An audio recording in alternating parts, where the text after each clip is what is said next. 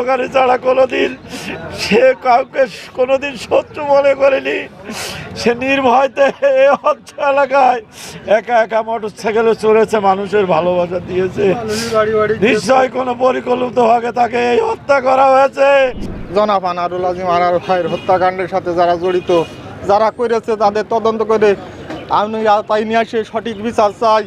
আর আমরা আমাদের যে অভিভাবক হারালাম, কালীগঞ্জবাসী যে অভিভাবক হারাইলো এ বলার না, মানুষ জানবে কাকে হারালাম। বাড়ি বাড়ি যেত মোটর সাইকেলে, কাউকে নিত না, রাত নেই 12টা নেই, কার অসুস্থ খবর নিত, চিকিৎসার টাকা দিত, অ্যাক্সিডেন্ট করলে অ্যাম্বুলেন্স নিজে চালিয়ে নিয়ে যে রুগীদের বাঁচানোর জন্য যশোরে পর্যন্ত চলে যেতেন। কারোর অপেক্ষা তিনি করেননি। এরাম নিঃস্বার্থবান মানুষ এইভাবে চলে যেতে পারে না। আমাদের কাঁদিয়ে দিয়ে লক্ষ লক্ষ জনতা আজ ভিড় করেছে ভাইয়ের বাড়ির সামনে।